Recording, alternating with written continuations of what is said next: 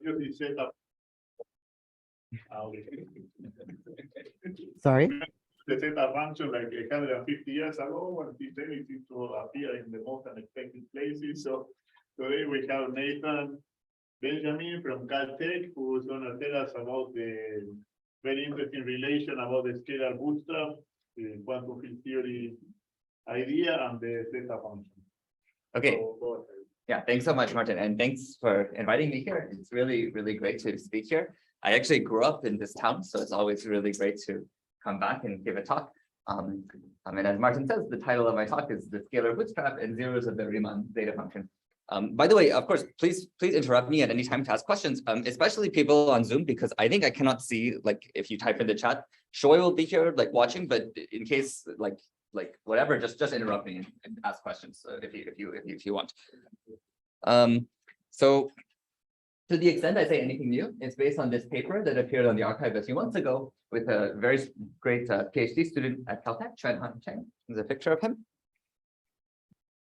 And before I get into like the technical parts of this talk, I just want to take a step back and ask us, just discuss some very, very big picture motivation for just to put into context some of the questions we will have in the back of our mind. So this talk will be about studying some conformal field theories. These are scale invariant quantum field theories. And these are very interesting. And there are many, many different reasons you could be interested in conformal field theories. First of all, if you're interested in quantum field theories, these are fixed points under renormalization group flow. So these are very good landmarks in the space of quantum field theories. So you can study quantum field theories by what they flow to under the renormalization group. It also can be used to describe critical phenomena of various systems. It could be useful in condensed matter physics. If you're interested in string theory, two-dimensional CFTs are describing the string worldsheet.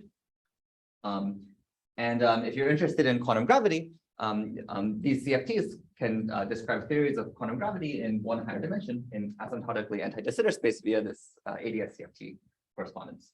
And also there are various math applications, like you might be interested in like Calabi-Yau or blah, blah, blah. And there's some like math applications to this as well. And conformal field theories satisfy some various axioms that general quantum field theories do not. And there's a program that uses these basic consistency conditions to kind of constrain the space of possibly allowed CFTs called the Bootstrap program, which is what this talk will be about. So one question that we're not going to answer, but we'll just have in the back of our mind is, what's the minimal theory of quantum gravity in ADS3? So can you quantize sort of the simplest possible theory of quantum gravity you could imagine, which is just the Einstein-Hilbert action in 2+1 dimension? Is there some pure theory of gravity here? And actually, as posed, this might seem a little bit vague or not completely well defined because we don't know the rules of quantum gravity. But using this ADS CFT correspondence, we can translate this to a question just about two-dimensional conformal field theory, which can then be well defined, which we can at least make progress in answering. So you can ask, for example, like, what is the largest gap for a two-dimensional CFT that is allowed at large central charge? So at large central charge, we want the theory to be semi-classical, so that the Planck, the curvature is very small in Planck units, and we want to ask what the largest gap would be allowed.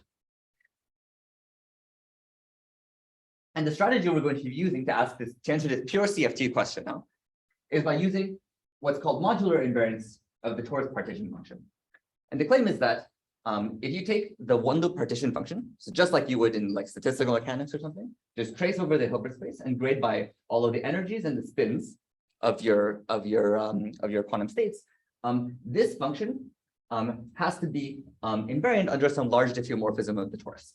So that's parameterized by this group SL2Z. And if you act SL2Z on this parameter tau, which is roughly the inverse temperature of your statistical mechanical system, this has to satisfy some very, very non-trivial identities. Mathematically, what you can then say is that this function tau is not really valued in the upper half plane, but it's valued in the quotient H mod SL2Z, which is this famous keyhole region that I'll draw soon. And this seemingly innocent looking equation actually will highly constrain the possible spectra of allowed two-dimensional CFTs, which we'll see later in this talk. Yeah, question. So in the ADS3 case, what does the largest gap correspond to?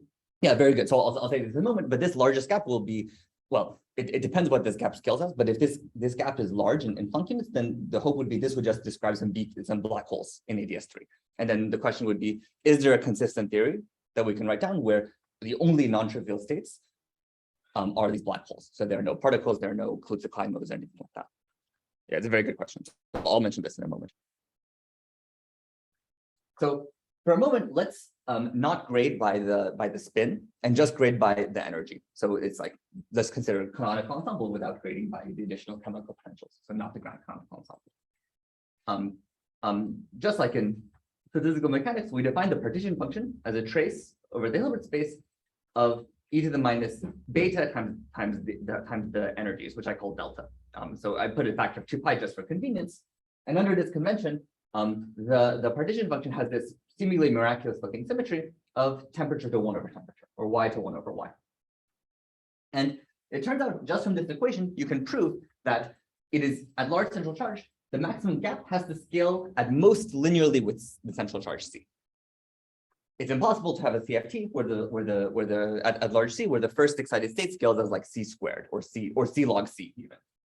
And as Choi asked, this is just a CFT statement, but there's a rather beautiful interpretation of this from gravity, which is that when you translate this in the ADS CFT dictionary, linear in C corresponds to linear in the Planck mass, and the lightest black holes in ADS3 have a mass scaling linearly with the Planck mass. So this is saying that you can't have a theory of gravity without these light black holes. This order 1 number is, we can discuss it, but it won't really be important in this talk. Now, this result I said is agnostic of the spin. So right, recall like in 2 dimensions, the Lorentz group, this Cartana also includes a spin component. And we said nothing about the spin. All we concluded is that there has to be some operator, some state with dimension less than the central charge, but we don't know if it's spin 0, spin 1, spin 17, like whatever. And the reason is quite obvious. It's because in our technique, we didn't grade by the spin. We use what's called sometimes the spinless bootstrap. And what it just means is that this equation that we use to derive this gap, we just looked at the partition function without grading by the spin.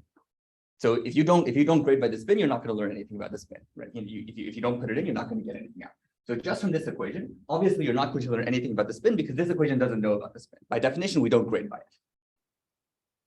So you can ask, well, okay, like we're very like sophisticated people. Can we say something more refined? For example, can we say that there has to be a scalar operator, a spin 0 operator with these properties, that it scales less than the central charge, blah, blah, blah. The reason this is reasonable is for the same ADS3 interpretation that Choi was alluding to, which is that we know that there are solutions, not just of DTZ black holes, which have in ADS3, which have mass scaling with M Planck, but we know that there are like ADS short black holes with 0 spin, or spin 1, spin 2, et cetera, all the way up to the mass. So it's very reasonable from the gravity perspective to expect that there have to be scalar operators scaling less than the central charge. So you can try. A natural thing would be, let's, instead of considering this sort of canonical ensemble, consider something more like a grand canonical ensemble, where we grade not just by the energies, but also by the spin, and use some modular invariance arguments with this more complicated function, and try to bootstrap a bound that puts a bound on the scalar operators. And actually, some years ago, there was a no-go theorem that proved that showed that at large central charge, you'll never get any bound on the scalar gap. And if people are interested, I can explain why. It's somewhat of a technical reason.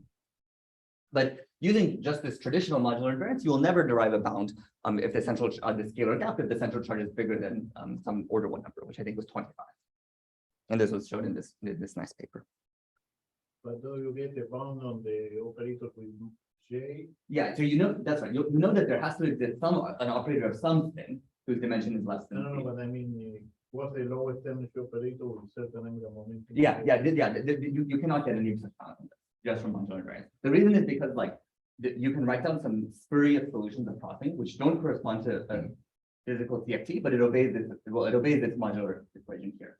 And so whatever this bootstrap is, it can't rule those out, and that stops you from bounding it. So indeed, just from this modular invariance, the statement you say cannot be proven, although it's probably true from this ADS intuition. Okay, so in this talk, we're going to derive a new crossing equation that acts only on the scalar operators of the CFT. So this equation that Martin was discussing, some crossing equation with here, it knows about operators of all spin. And same with this one. This is operators of all spin. What we're going to derive is a crossing equation that only knows about the scalar operators of the theory. So there's some temperature to 1 over temperature duality, where you look at some kind of restricted partition function that only knows about the scalars. And this will evade this no-go theorem of Collier-Lin and Yin. First, we'll study some very special 2D CFTs, which I'll define. These are essentially 3 theories, so non-interacting quantum field theories. And then we'll move on to general 2-dimensional theories. And very, very remarkably and unexpectedly to us, this equation that we derive will implicitly know about all of the non-trivial zeros of the Riemann Zeta function. So I'll explain that.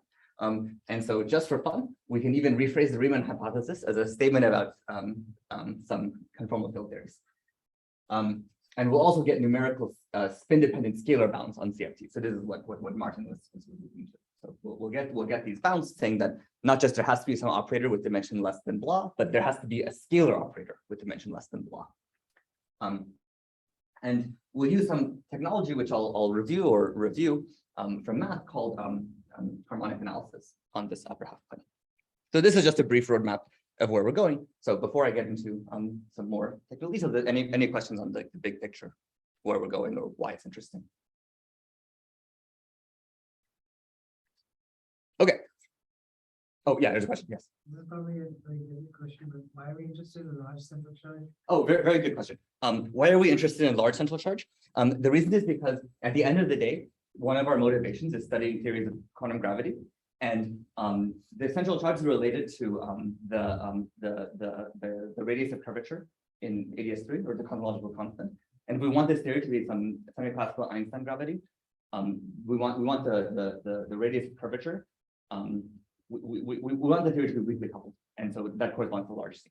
Yeah. So for example, like the analog statement maybe you're more familiar with in like ADS5 would be studying theories of large N, large gauge. So this is the analog in 2 dimensions from the 4-dimensional. So you might be more familiar with. Okay, so let me quickly review or review some math facts that we'll use.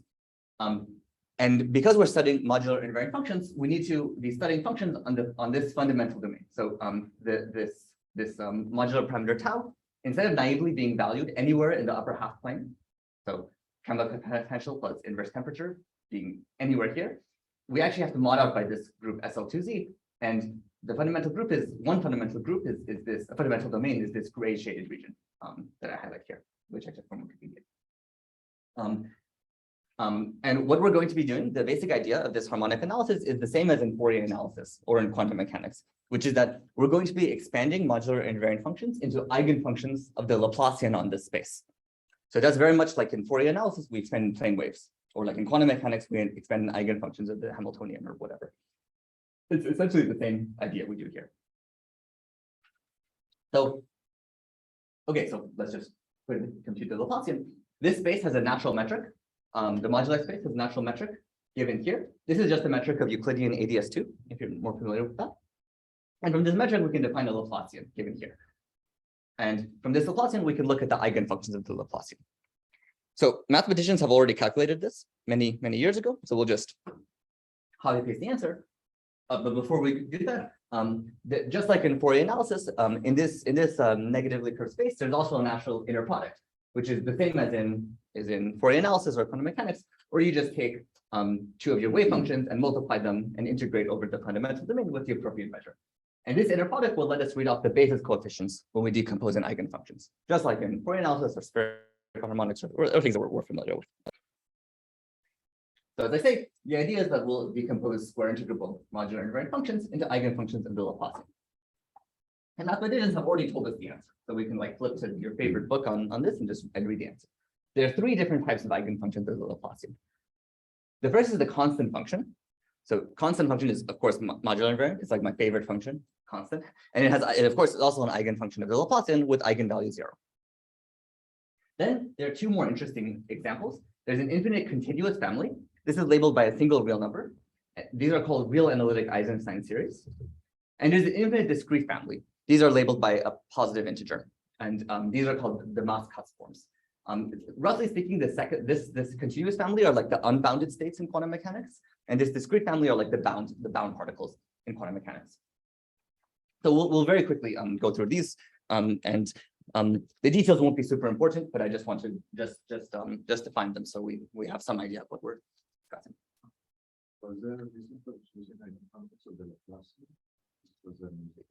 Yeah. So this Laplacian you can think of as like kind of like the Hamiltonian, and it's like decomposing an eigen in an energy of eigen basis. It's like a self-adjoint Hermitian operator as well. Okay, so first let's review this first family of eigenfunctions. These are called real analytic Eisenstein series, and in some sense they're the simplest modular invariant functions you can write down. You start with some function y to the s. This is not modular invariant, but then you sum over the orbit of SL2Z, and by definition it will be modular invariant. There's a stabilizer group you have to modify. You can ask me about this later if you're interested. This function s needs to be sufficiently large for this sum to be convergent, but it turns out this admits an analytic continuation everywhere in the complex S plane. So for any complex number S, you can write down this sum formally, and it's given by the following Fourier decomposition. The details don't matter at all. I just write it here just to show that there's an explicit, very simple function you can put into Mathematica. You can check it's modular invariant. You have to look up what a Bessel function is, but like whatever. And you can check that this is an eigenfunction of the Laplacian with eigenvalue s times 1 minus s. And in fact, it's because term by term in this sum, it's an eigenfunction. We'll take this along the principle of series, meaning we'll take s to have real part a half, and these will be the analog of plane waves in our spectral decomposition. The other family of eigenfunctions are a lot more mysterious and kind of quite interesting. They're called the Maas-Kass forms. And they're more like the bound states. They're labeled by a discrete positive integer n, and they take the following functional form. There are a couple of things I want to comment on it. The first is note that there's no scalar part. So this sum goes over j from 1 to infinity, and there's this cosine of 2 pi jx here. In contrast, you'll notice for these Eisenstein series, there was this scalar part here. This does not have the tau1 dependence. So if we're interested in the scalar bootstrap, these will show up. But these will be less important for this reason. But just mathematically, these don't have a spinning part. The second is that their eigenvalues and their Fourier decomposition have these unknown coefficients a and r. These are a bunch of random real numbers. They're conjectured to all be transcendental by the mathematicians, and they're kind of sporadic, and they're computed numerically by the mathematicians, and they have like very interesting statistical properties that I'd be happy to discuss later. So just as an example, here are the first 5 Maas-Kass forms. So here are their eigenvalues. It's like these random sporadic numbers, and here are their Fourier decomposition, also these random numbers. Just for fun, I just want to comment a little bit about these. So mathematicians really love these functions. They have like a lot of very interesting chaotic behaviors. And they've computed some of these eigenfunctions and Fourier copositions to a lot of precision. So just to show, I'm not joking, here's a paper I found from 2006 by these 3 mathematicians called Effective Computation of Maas-Kass Forms. And here's a highlight from the abstract. We compute to over 1,000 decimal places the Laplacian and eigenvalues. And just to show that they're really not joking, here's a screenshot of their paper. So, you can find this online. So they really, actually the techniques they use to compute this, I think are not so unrelated to what some physicists use in numerical bootstrap. But anyways, they have other techniques as well. So, okay, we just had a lot of math, so let's sort of recap. Let's consider the Eisenstein series at this value of s, along with the constant term and the Maas-Kass forms. So here is their definitions again, which the details don't matter. The claim is that these functions form a basis for all square integrable modular invariant functions. So these are the analog of the plane waves e to the ikx in Fourier analysis, or these are the analogs of the eigenfunctions of the Hamiltonian if you're studying some quantum system. And these are like the bound states, and indeed at large y, these exponentially decay. The Bessel function, you could look it up, the Bessel function has an exponential decay. So it's like a bound state. And these are more like the plane waves, because here at large y, these will oscillate. So it's like an unbounded state, like a scattering state in quantum mechanics. And just to be completely explicit, so this equation should not oh, it's a little bit cut off, but I guess this equation is just like what we're used to from like Fourier analysis. The claim is that if you take any modular invariant square integral function f of tau, you can decompose it in terms of the constant function, an integral of these Eisenstein series, and the sum over these cosmos. And the coefficients multiplying them is just this inner product, just like in quantum mechanics, where you integrate the two wave functions with the complex conjugation against each other. And this is given a fancy name called the roll case Hilbert decomposition, but it's just the statement that we're all used to. And now, with all this aside, the claim is that the goal of the strategy we're going to be using is we're going to use these functions to study CFT partition functions, conformal field theory partition functions. Before I do that, yeah, go ahead, please. Sorry, it's a little bit of a perhaps elementary question, but you talked about the Fourier transform. Is this so? This is like sort of a because Fourier transform is the way I understand it is some sort of a dual to some abelian group.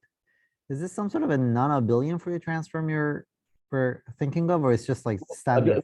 Good. But this Fourier transform you're saying where there's dual to abelian group, that's when it's over a strip, right? As opposed to over R. It's like over a strip, right? When you talk about the Z. Yeah. Yeah. So this is like that, and indeed, the fact that there's a tau to tau plus 1 symmetry in the modular invariance is related to the fact that this sum is quantized. But then we have this more complicated S transformation, which makes it more complicated. Yeah. So it is the standard Fourier transform. This decomposition here, I guess you can't see my this decomposition here is the standard Fourier transform. But then this decomposition here is like it's more like maybe a metaphor, or it's like Fourier analysis or like decomposing into eigenfunctions of Hamiltonians. I see. Okay, thank you. Yeah, thanks. Any other questions? Okay, so let me comment a little bit about the philosophy of why this basis is awesome. There are two reasons I think, like morally speaking, this basis is awesome. The first is this basis is automatically modular invariant. You see, you decompose into these functions, and each of these basis functions you decompose is automatically modular invariant. So that means that if you decompose here, the left-hand side is also automatically modular invariant. There's a price to pay, though, which is that if you were to decompose the CFT partition function into this, we also have unitarity and discreteness of the spectrum, and we lose that. So in some decomposition like this, if we then want to expand in conformal blocks or characters, then it's not obvious that we get unitarity. Let me contrast this with decomposing into characters or conformal blocks, which we may be more used to. There, discreteness and unitarity are obvious because we just decompose into the blocks and we count that we have a positive integer number of blocks. But the crossing symmetry or the modular invariance is hidden. So this is kind of like a pro and a con. The second reason this basis is awesome is like just a pro. There's no downside. And the claim is that this basis has just one real number's worth of labels, not two. So what do I mean by that? In this, I just do a single one-dimensional integral. And here I do a single like one-dimensional sum. And the reason that you might find this a little bit surprising is because when we decompose into conformal blocks, we have two labels. We have the energy and the spin, because that's the Cartan of the conformal group, right? And so somehow when we're decomposing in this basis, we just got something for free. Like we don't need two numbers to label, we just need one. And what it morally means is that information in different spin sectors is very redundant.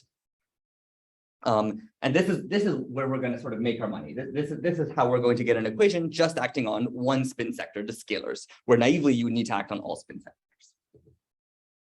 Yeah, question. What do you mean by different?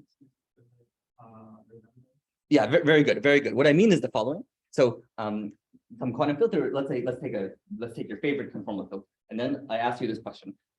You know, there are some operators which are scalars, there's some operators which are spin 1, spin 2, whatever. And I ask you, can you like mess around with the spin 1 sector and only the spin 1 sector and make the theory still consistent?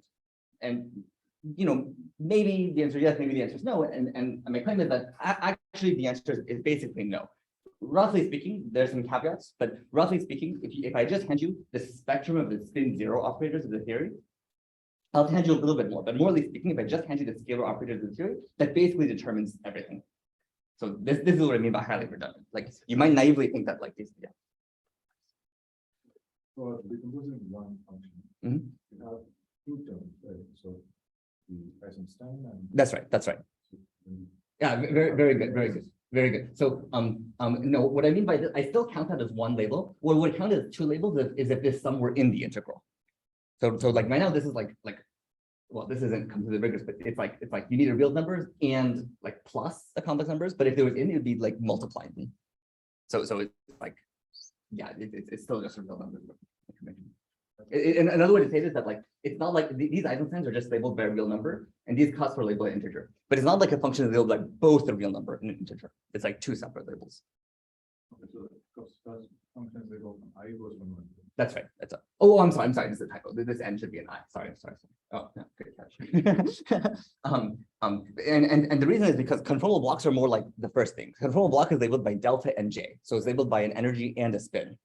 But here, this is labeled by a real number, and this is labeled by an integer. But it's not like there's something labeled by both. So it looks like there's less information, even though it's the same. Yeah, very good question. Okay. So great. Now we did all this, like learned all this math. So now let's apply this to physics. Let's apply this to some partition functions of some conformal field theories. And now there's some fine print which I tried to sweep under the rug, and no one called me out on it. But now we have to pay the price, which is there was some fine print when I said this theorem, which is that it only applies to square integrable functions. And quantum mechanics were used to this as well. There's this fine print of square integrability that we'd like, okay, or whatever. But now you can ask, are partition functions of CFT square integrable? Well, recall square integrability means that the integral of the function squared has to be finite. And what that means for this, if you work through the math, is that this has to grow sufficiently slowly at y goes to infinity, which is at zero temperature. But partition functions are horribly behaved at zero temperature because there's a negative Casimir energy when we map the theory to a cylinder. This is the so-called central charge of the theory. So famously, the vacuum, when you map the theory in a cylinder, doesn't have zero energy, it has minus C over 12, where C is a positive number. So like for the boson, for example, C is 1. And so this partition function is extremely non-square integrable. So if we were like, if we were very strict mathematicians, we'd sort of say, okay, stop, the theorem doesn't apply, go home, cry, whatever. But we'll avert this problem in this talk. And first we'll do this with some simple family of CFTs, which are free theories, non-interacting quantum field theories in 2 dimensions. Let me quickly review these free theories. These are free boson theories. Sometimes they're called Narayan CFTs because they were first studied. I'm not sure at first, but they were studied extensively by Narayan. These are some theories with an extended parallel algebra of U1 to the C, where this just means that it has C abelian free currents. And these theories have a character given by this function. This is the Dedekind eta function. It has some definition. It doesn't really matter.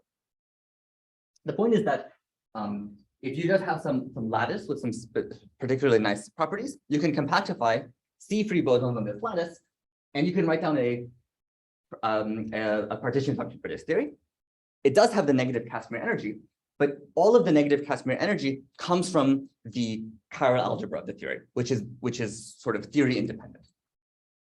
So what we're going to be doing is not counting all states in the theory, but we're going to be counting all primary states in the theory. So we're going to be doing a spectral decomposition of this function z hat, where we just strip out the oscillator modes and just look at the interesting momentum and winding modes of the theory. So for Narayan theories, this is sometimes called the lattice theta function.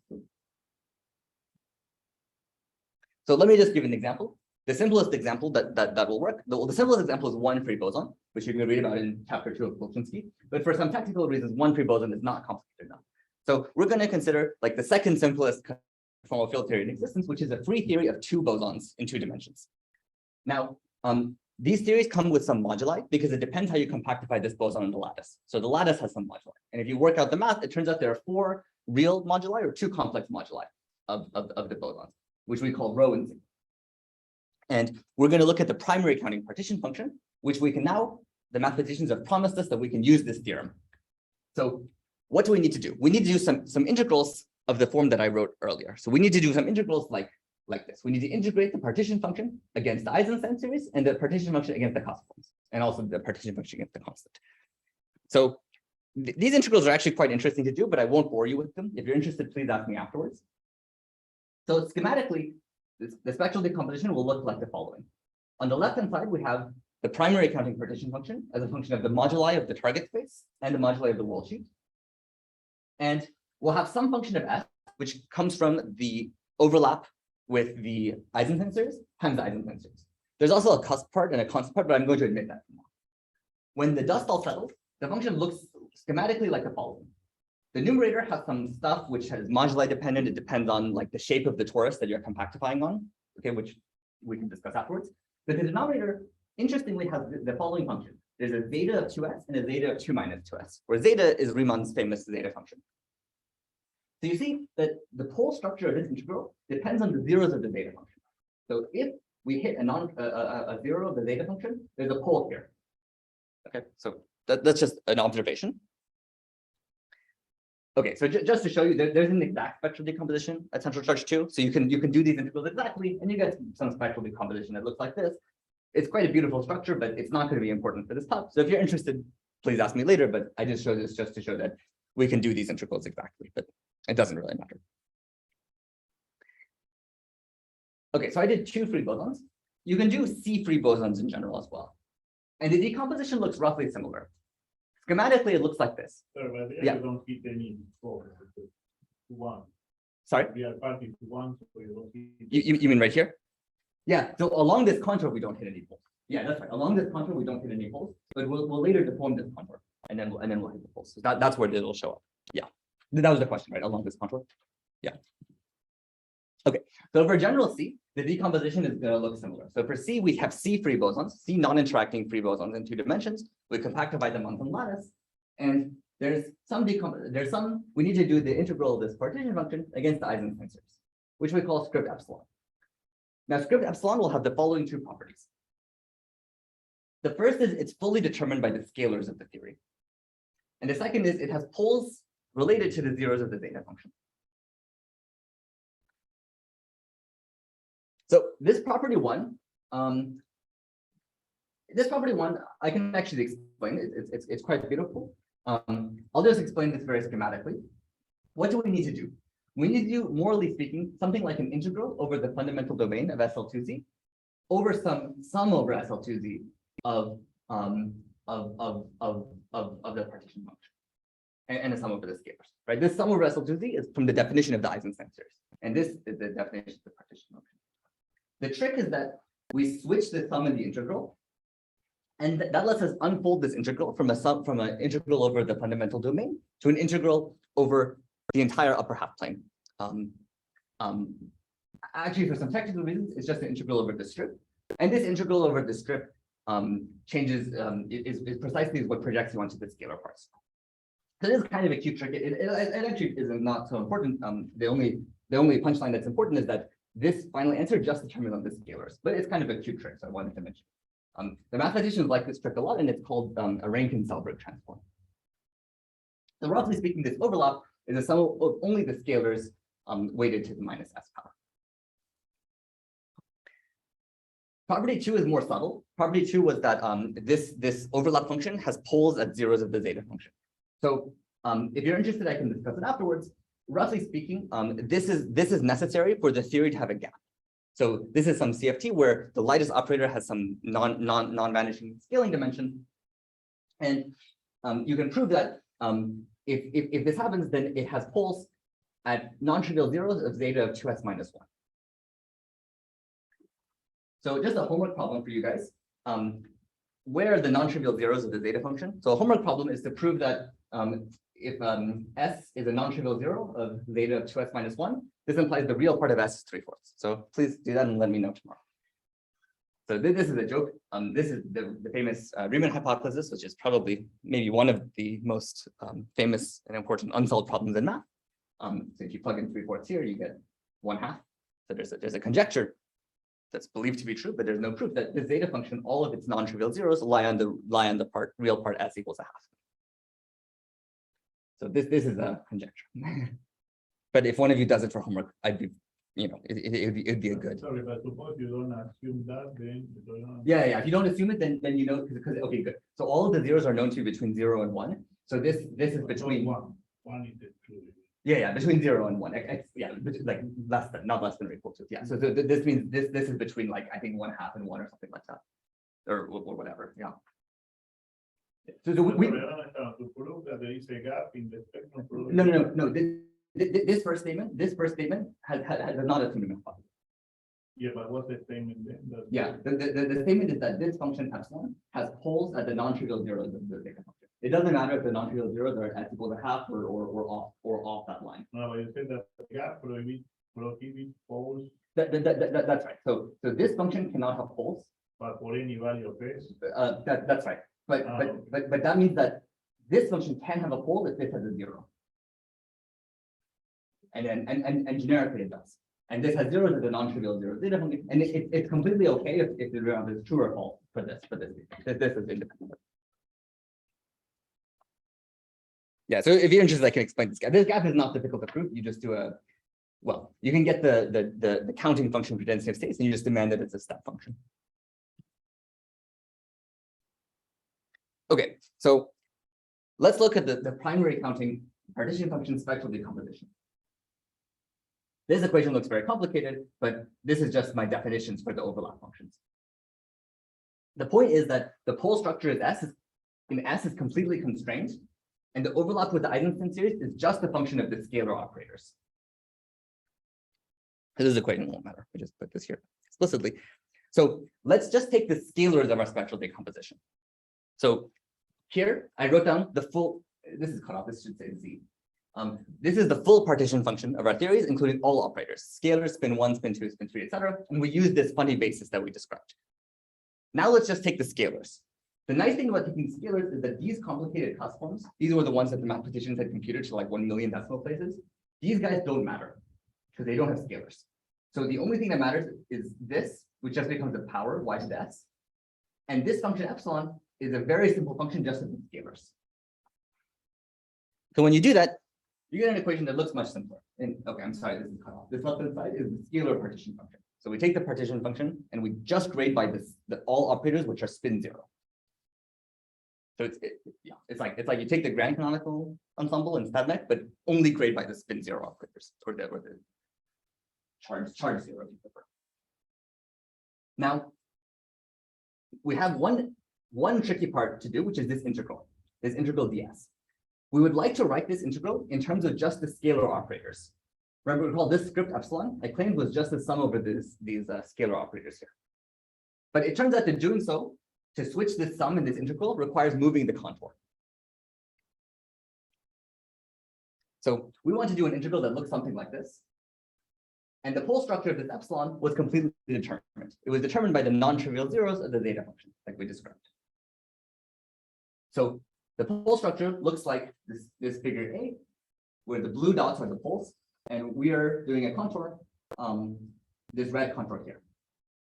If we move this contour to the right, we can switch the sum in the integral. You can like go through the math and check that that's true. And that lets you express this integral purely as a function of the scalar operators of the theory.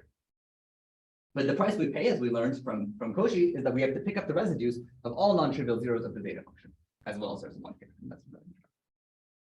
So this is just a math. It's not difficult, so I'm not going to go through it, and I'll just tell you the final answer you get. The final answer we get after this contour deformation is the following scalar crossing equation. Yeah, somehow the slide is cut off, but it's okay. If it got lost a little in the math, it doesn't matter. This is now the physical punchline. On this left-hand side, I define the partition function of the scalar operators of the theory. So not all of the operators, only the spin 0 operators. So I label all of them by e to the minus 1 over temperature, just like we do in StatMech. On the right-hand side, here are 3 terms, which I'll discuss in a moment. Here, there's some complicated functions. This is some hypergeometric function, whatever, it doesn't really matter. The point is that now there's something like e to the minus and the scaling dimension, which is like the energy, times the temperature upstairs. So there's something like a temperature to 1 over temperature duality, where I only look at the scalar operators of the theory. So this is the key point. Earlier, at the very beginning of this talk, we discussed how all CFTs have a temperature to 1 over temperature duality if we look at all operators of the theory, but scalars, spin 1, spin 2, and we grade by them all. And that was just a consequence of the modular grade. Here we're showing there's something like that that's true for just the scalar operators. Now, I say something like that because there's a price you pay. First of all, there's this nonsense that comes with it, but all of these functions are known. This is like this doesn't matter. It's just something that you have to like put in the computer and be careful with. There's a couple of prices you have to pay though. There are these three terms here. Okay, this one is like a Cardi formula, Cardi-like formula. This is just some overall homogeneous states. Here's another term that's we can discuss. But the most interesting term is this infinite sum over here. And this sum, you see, I'll use my mouse so people on Zoom can see. This sum is quite interesting because this sum is now controlled by what I call Zn, which are all of the non-trivial zeros of the zeta function. So this scalar partition function, morally, it sort of has a temperature 1 over temperature duality up to caveat 1. There's some blocks that change, and caveat 2 is that there's a correction term which is determined by the zeros of the zeta function. Those are right here. The sub-leading corrections at high temperatures are controlled by all the non-trivial zeros of the zeta function. By the way, I want to emphasize that this is actually kind of interesting, which is the following question. Suppose I ask the following question, which I claim is very physical. Take some quantum field theory. Okay, we'll take a free theory in 2 dimensions. And the simplest question you can ask is how many operators are there at high energy? But I think that's not quite the best question to ask because there's another operator that commutes with the Hamiltonian, which is the angular momentum operator. So what we should do is we should diagonalize both of them. So let's ask, okay, let's look at the Hilbert space of just the spin zero operators and ask how many of them are at large energy. And if you answer this question very, very carefully, you'll inevitably lead to the non-trivial zeros of the zeta function. Just by this very simple question. Take a free theory in 2 dimensions with at least 2 free bosons, look at the scalar operators under the maximal chiral algebra and ask how many of them there are at high energies. And you'll find these functions. Okay, so this is just what I said, just for fun. Okay, this left hand side just says z scalar of temperature. So this is the scalar partition function. If I look at this partition function at high temperature, that's the same as high energy when you do switch from canonical to microcanonical to canonical or canonical to microcanonical. The leading term is temperature to the C minus 1. C is the number of bosons I have. There's a correction which is temperature to the C over 2.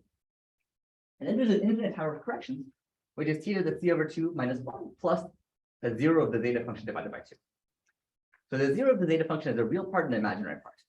Because of the imaginary part, this function will be oscillatory, but they'll have an overall envelope. And this envelope grows as temperature to the C over 2 minus 1 plus 1/4, if and only if the Riemann hypothesis is true. So this Zn has real part 1/2, if and only, but that's the definition of the Riemann hypothesis. So the envelope of this sub-leading term, The Bn is real or is not? Bn is complex. Yeah, Bn will generally be complex. Yeah, I can define them afterwards. But there's some theory-dependent constants. Constants meaning they don't depend on temperature, but they depend on the theory. So it's quite intriguing that the Riemann hypothesis can be stated just about the behavior of scalar operators in these very special CFTs. Quick question, sorry. Yes, please. So the fact that the imaginary part of these non-trivial zeros are somewhat unpredictable and chaotic, Yeah. does that say something about the behavior of this? Yeah, that's a fantastic question. That's a fantastic question. And I want very much the answer to be yes. But I don't know how to make that precise. And let me say that the main problem I have, which is everything I said is completely general so far for all of these free theories. And these free theories are basically integrable. It turns out, if I have time, I'll say this can be basically generalized to all CFTs in 2 dimensions, including chaotic ones. But these zeta functions show up for both the integrable and the chaotic theories. So if there was a way such that the chaos of the CFT was manifest in these Zns, they need to be hidden in maybe the B's. These functions I called B, which I'll put my mouse over them. And right now, I don't see anything particularly different for a chaotic versus integrable CFT for the behavior here. So, like, I very much want something like what you're saying to be true, where the chaotic behavior of these zeros of the zeta function is somehow related to like some eigenvalue repulsion for chaotic CFTs or something. But I don't know how to make it precise. And one problem I have is that there are some CFTs which are integrable, meaning that their spectrum is completely regular. Like, for example, some Wesson-Witten models or whatever. The zeros of the zeta function show up for them as well. These zeros are very important in restoring discreteness of the CFT. So another hope I had or have, but I can't make it precise, is that in the spectral form factor, somehow these will be important to reproduce the plateau at late times.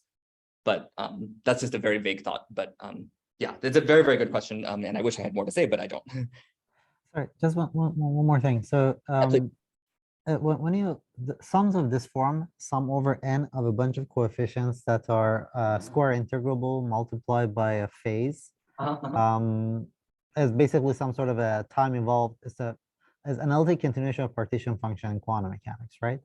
And these are almost By another continuation. But go ahead. Sorry. Yeah. yeah, these are almost periodic functions, and Yeah. they're periodic in very special setups where the spectrum is integer, or like free theories, right? Yeah. Exactly. So here, what you're finding is some sort of a one of these almost periodic functions, but the powers are these have this chaotic behavior. It's kind of Right. That's right. I wonder if mathematicians have something to say about that. Yeah. Yeah. I don't know. Yeah. Okay. Thank you. Yeah. Thanks. Yeah. Thanks. It's a very good question. Okay. So yeah, please. Behavior of the thing. Yeah. So you say behave, but how that comes because This one. How does this come? yeah. Yeah. So how did this? Well, this if I plug in, so the envelope is Yeah, but what about the imaginary part? It has some Oh. empty to the. yeah, the imaginary part will make it oscillate. So maybe I'll show a picture and maybe it'll make it fair. And if it's I not, just probably know it doesn't have that because goes on in low. The oh, sure. These BNs fall off exponentially in n. So at some point, if they're all a real part of half, like only the first two will be important. But if there's a zero, like suppose there's a zero, off of one half. If you wait at extremely long times, it eventually will become more. At that high temperature, it'll become more important. But maybe I'll put a picture and it'll be clearer. So, this is like abstract. Let's just do an example. Sorry, there's a question. So far you didn't assume anything about C, like C being large. That's right. I didn't. In fact, I'll never have to assume anything. But yeah, this is true for C, any C, finite C. But yeah, that's right. Good question. And in fact, the theories so far I discussed are not are free, so they're very non-holographic. If there's time, I'll say briefly applying this holographic theories. But Sorry, just one more comment. Sorry for interrupting you. no, go ahead. It's somewhat intriguing because, like, roughly speaking, what we're saying is that this almost periodicity is a consequence of quantum mechanics and unitarity, right? And if we did have a theory that was holographic, we expected some sort of a large C, large gap limit leading to spectral form factor that decays, right? It's just like there are no oscillations. There's no at early times, yeah. But then there'll be some ramp and blah blah blah. Yeah. Well, let's say, well, that's not what I want to say. So I want to say that, like, let's say the 2-point function, which is a more complicated version of these kind of calculations, will just decay, right? In a black hole background, will just decay. Right. This is the information loss problem. That's right. But I get yeah. Go ahead.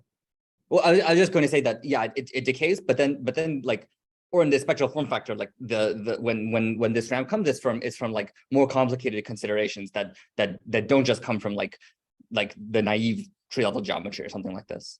Yeah. Well, I was just going to say that there probably is some sort of a limit where C is much larger than anything else, where this function shows decay. But maybe yeah, there's something. Yeah, we could talk about this scenario. Temperature, yeah, maybe. Maybe we can discuss that. Not like you want to take T to be complex and then take late time instead of temperature or something like this. Well, I wanted to do some sort of a scaling limit where C is much larger than times. But anyway, so let's discuss this now. Okay, sure. Okay, so let me just put a plot because I think it's quite fun because this is just some equation we derive, but we can be like super explicit. So you can take like your favorite conformal field theory. So like one example, I just did this as an example. Like one example is SU3 level 1 Western-Witten model.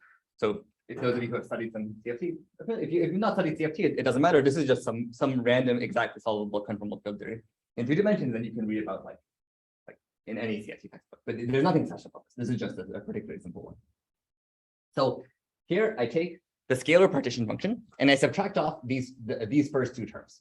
So this theory has C equals 2. It turns out for C equals 2, there's an extra log term. It doesn't really matter. It's because of some pole structure. So this term is T log T, and this is some constant times temperature to the first power. That constant can be computed. It's some constant which you can get exactly. I didn't write it, but whatever. So here it's the scalar partition function, and I subtract these 2 terms out. And just in Mathematica, I just plotted this for at late temperatures in appropriate units at the temperature of like 300. And we see we get this oscillatory behavior with some envelope. And the envelope we predict is T to the C over 2 minus 3/4. If C equals 2, that's temperature to the 1/4. So let's rescale this axis by temperature to the 1/4. So here's the partition function of scalars, subtract out these two terms, and there's a temperature to the minus 1/4. And now it's not periodic because there are many different zeros of the zeta function, but the first one is the most important. And if you actually then do further, like Mark has suggested, and rescale this in log t, you'll see that this is you can actually numerically fit and find the first couple of zeros of zeta function to there's a couple of decimal places, which is kind of cool. But you see, it looks like this function is bounded, right? It looks like this function doesn't get bigger than whatever this value is. And if you could prove or give some physics argument why at asymptotically large temperature, like all the way over here, it always stays bounded, this would be a proof of the Riemann hypothesis. Because it's saying that there's not another zero that's like slightly off the real axis and you go to very high temperature. So it would be really awesome if there was a physical reason why this thing could be bounded, but we thought very hard and couldn't think of any reason why physics should care, why this weird combination of this partition function should care about being boundedness, but maybe it'd be fun to think about.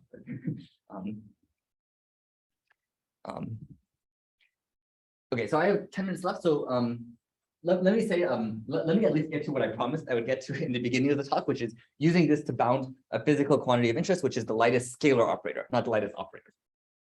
So can we use our crossing equation to bound the scalar gap? So recall that we had discussed at the beginning that there are various bounds on the gap, which is agnostic of spin, but there's no bound on the scalar gap.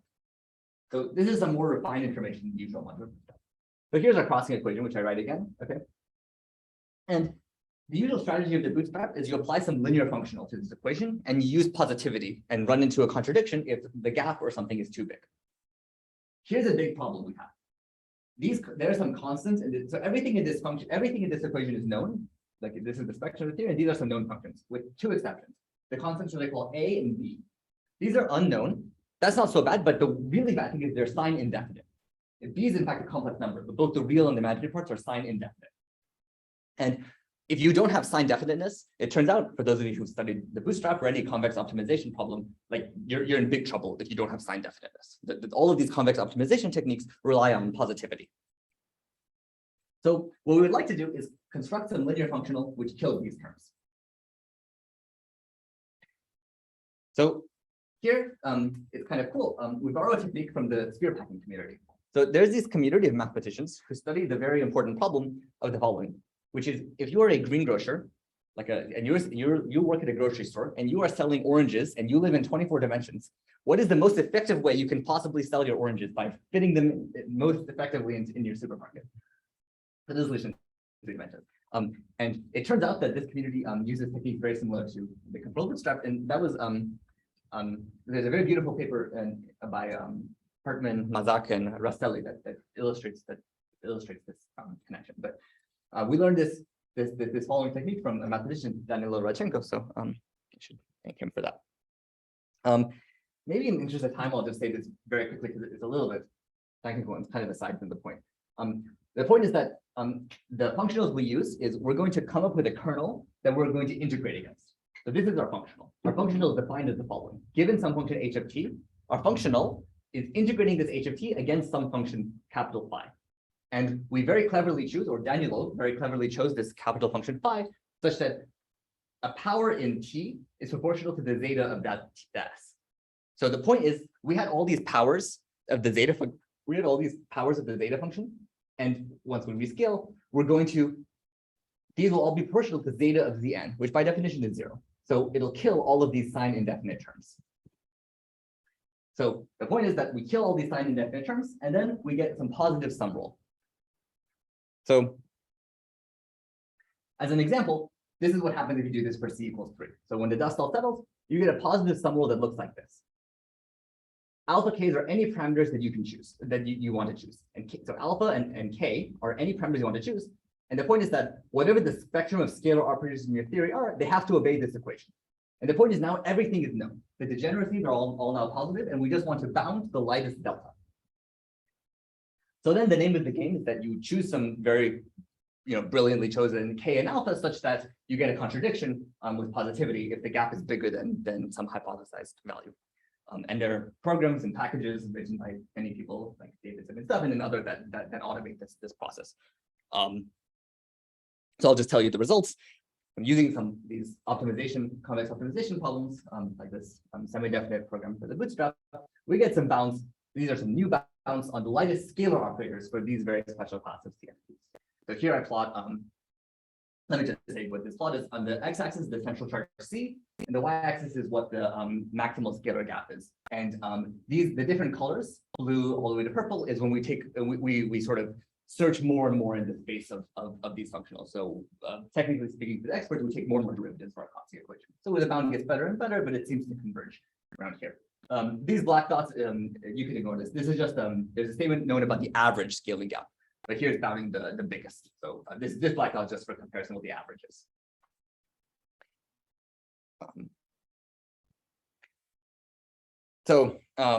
At large C, it seems numerically the scalar gap we get scales quadratically with the central charge. This is in contrast with the usual spinless bootstrap, which says that it's an operator of any spin that's linear in the central charge. It might be interesting if we can improve our techniques to make it linear. Another possibility is the scalar bound might just be qualitatively weaker than the spin agnostic. That's also a logical possibility. I have like 5 minutes left, so maybe if it's okay, I'll just like very quickly say some techniques for general Virasoro CFTs, including holographic ones, and then I'll wrap up. This part I'll be the matter. So some of our techniques are applied to these three theories, and the reason is that these theories are simpler because when we count the primary operators, the function is square integrable. But it turns out if you try to use that same trick for Virasoro CFTs, it doesn't work. You'll still get a divergence proportional to C-1 at small temperature, at large inverse temperature. So you can ask, is there a scalar crossing equation just for the Virasoro primary operators? If there is, you could try to apply it to holographic theories. And remarkably, the answer appears to be yes. So let me just very briefly say, so let's take a step back and review what happened in this talk. It might be nice. I don't know, I'm going to get lost. What happened in this talk? What happened in this talk? So what did we do? We started by taking a spectral decomposition of a square integrable primary card. Then we picked out the scalar operators and we did some complicated contour manipulation. The details of which don't matter, we just did some contour manipulation and we derived a scalar crossing equation. So we derived a crossing equation that was like temperature to 1 over temperature, acting only on the scalars of the theory. We applied some functionals to remove the sign indefinite term, and we got a positive sum rule on the scalars. Then we did some semi-definite programming magic and we got a bound on the scalar gap. Those were like the 4-step program to this talk. So what if we try to repeat this for holographic CFTs? Well, step 1 already fails. You can't do a spectral decomposition. The integrals that we try to do will diverge due to the negative Casimir energy of the vacuum. So we're like responsible people. If step 1 fails, you just go home. Like you don't proceed to step 2. But we're not very responsible people. We're going to just try to skip and go to the end. We got a sum rule for U1 to the CFTs after we applied this functional that we learned from the sphere packing. And it looks something like this. For example, you can check that this is obeyed for scalars of the C equals 1 theory. So my question is, what if we just applied it to scalars of a Virasoro CFT? It's not a kosher operation because to get here, we had to do some steps that weren't legal. So here's this equation that I write down.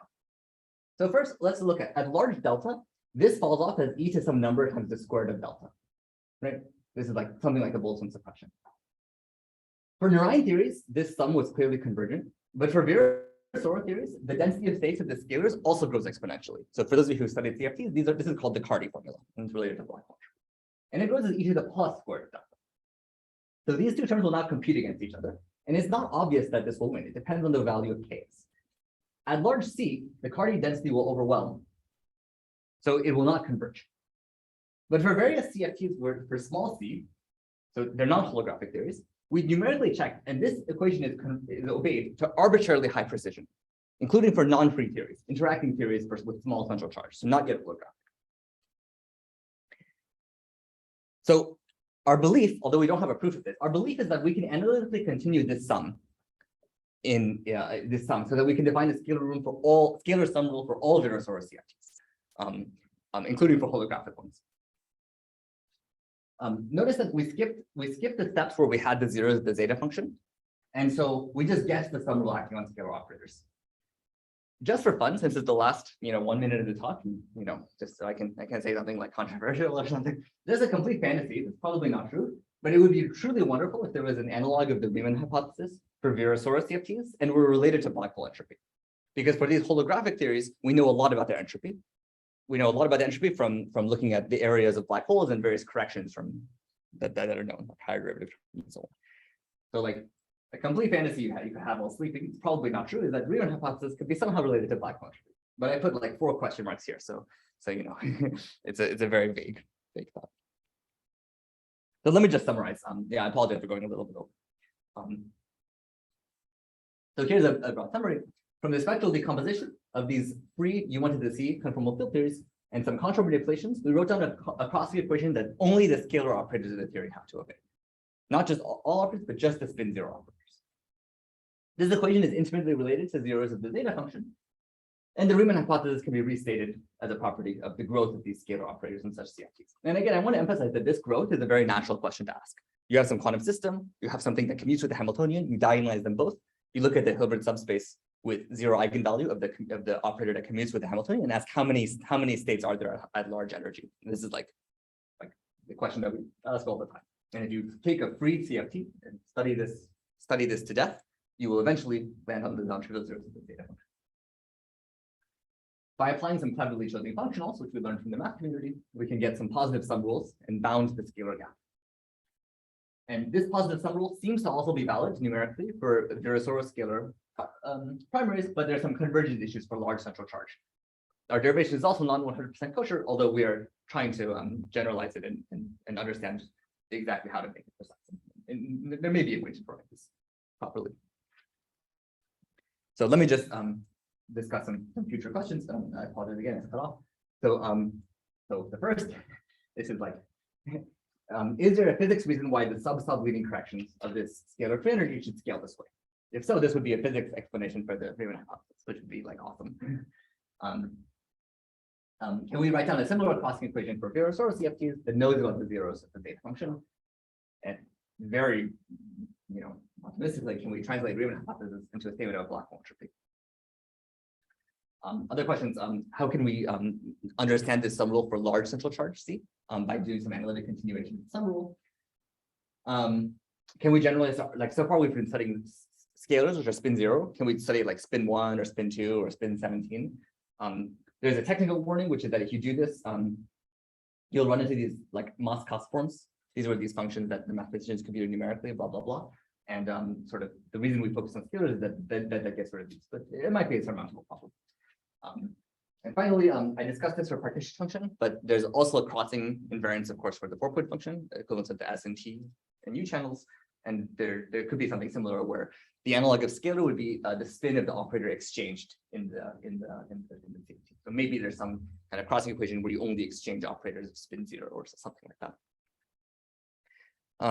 So with that, that's the end of my talk. So thanks very much for your attention. Nathan, can I ask you a question? Yeah, please. So let's say I start with a Narayan CFD. Then instead, there are lots of moduli, right? I can pick a typical Narayan CFD, which I thought had such a typical Narayan CFD had a large gap. It does. And Yeah. It's like maybe within Maloney, maybe Hartman and friends, they argued that this is sort of like a U1 version of a theory of pure gravity. This is because it's Chern. Yeah, they had the Chern-Simons like theory. That's right. Right. So then if instead of this Narayan CF U1 thing, I replaced the U1 by some sort of maybe SL2R. I'm not quite sure what I should be, maybe SU. Yeah, I'm not sure what group I should pick so that I get gravity. To all orders in perturbation theory. Yeah. Do we expect this to have a large central charge and be theory of pure gravity? And would that be connected to this story in a way? Yeah, good. So yeah, I can make a couple of comments. First of all, yeah, that's a great question, which is just good. So what Alex and Tom and all these, Nima and these guys showed is that if you take a random Narayan theory and look at the gap under the U1 to the C algebra, it scales with C. So you could ask, as you're suggesting, like, what if you take a quote unquote random Virasoro CFT, which you probably can't see me, but I'm doing air quotes because that's not, I don't precisely know how to define this, but if you could define this, like, does that have a large gap in C under the Virasoro algebra? This is what you're asking, right? Yes, that's what I'm asking. Yeah, Yes. yeah. Like I don't know the answer to that. Like that's an open question, but it's not clear how much this Narayan story, like that's maybe what this Narayan story would suggest, but it's also not clear because, as you say, these Narayan theories have moduli. So I can define an ensemble using some measure, like some Logic-Hoff measure. But for these Virasoro CFTs, it's not clear how to define this ensemble. And a lot of the if you literally apply the arguments that in these papers you referred to, this Maloney-Witten and this Hartman et al. Papers, like it relies on these moduli. So, but maybe the punchline it would be true as well. Like I'm not sure. So Do you mind saying again? Maybe I missed this point. What exactly is a Virasoro CFT? what exactly is a Virasoro CFT? Yeah. Yeah, let me just define it as a CFT where the chiral with the central charge, let's say bigger than 1, and the chiral algebra is just a Virasoro algebra. So there's no extended currents. Just pure Virasoro. Just pure Virasoro. So no extended. There's only stress tensor. It's Exactly. In theory. Stress tensor and then derivatives, etc. Yeah, like L minus 2, L minus 3. But there's no, and in contrast to like these Narayan theories have a U1 to the C. So there's like J minus 1, J minus 2, and there's C different flavors of these J's. So there's only one block, Virasoro block. Exactly. The Virasoro, it's just the Virasoro blocks and exactly. Is that a local theory? Yeah, I mean, you might even expect this to be a generic theory. Yeah, I think this should be a perfect this should be a perfectly well defined and probably even generic conformal field theory. But of course it's harder to get a handle on by definition because there's less symmetry. So it's the usual trade-off. You might expect it to be generic just because, well, we're taught in quantum mechanics that if you don't you should not be given extra symmetries if you don't deserve them, and we don't deserve them. So Thank you. Yeah, thank you. Yeah, Martin. So when one trivial question is when you have something that diversity that they are to ask why you divide by say the particular function of the free theory and then you can apply the. Yeah, great. Good. So Martin asked, can we divide by? Yeah, there are some things you can do. You can divide by partition function of free theory. You have to be a little bit careful that you don't introduce poles at finite values.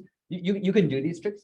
The problem with doing that is that when you do these tricks and study the scalars under the resulting operation, it might not be physical. What we want to study is scalars under the Virasoro algebra. Like that's the physical thing. So that will be what will correspond to like ADS short-tail black hole.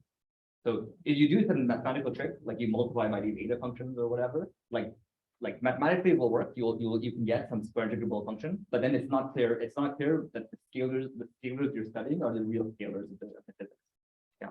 And then I suppose for this Riemann hypothesis, you don't need the physics. You just need some function z of tau that doesn't grow faster than something. And when you find that function, the more invariant function, then you just proven the theory.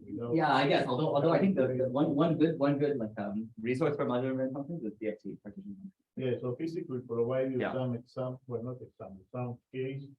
Some Z that has some peculiar properties. But if you can construct that Z. Yeah, I think if you give us constructed mathematically, it's probably good enough. Yeah.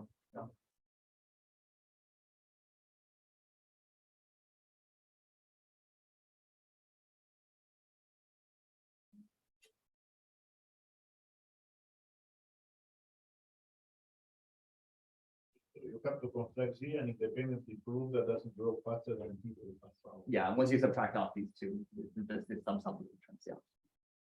So one fantasy they had is that there's a physics reason why this growth is founded, but I could not think of any. Yeah, go ahead. I have a nice question. Yeah. So here you work on the CFT, but is it possible to work on non-unitary CFT? Because non-unitary. yeah, Yeah, it depends on how non-unitary the theory is. So there are various classes of non-unitary theories. If it's just like these non-unitary like minimum models or something, I think it's okay. I think it should apply. As long as the theory is modular invariant. There are some like more sick non-unitary theories with some more continuous spectrum or something like log. I'm not an expert on these, but they're these like log CFTs. Those might be more problematical because then they may have, if you have something like a continuous spectrum or something, then the pole structure might be different. But for if it's just the mild type of, not like the Li-Yang theories, for example, these type of non-unitary theories, I think this should apply as well. Okay, but the reason why I ask is because here you're thinking of radius CFT drawn. If you know, if you want to think of B as CFT, that is someone I'm getting confident is it possible to extract? Yeah, I guess there have been, there are some proposals for these DS, you mentioned non-unitary. Okay, I'm not expert on these proposals, but yeah, I think if these non-unitary theories are, I guess the things I want is I want it to still be modular invariant and still have a discrete spectrum. Then I think it can also be, yeah, you should be able to apply this technology. Yeah. Yeah, thank you.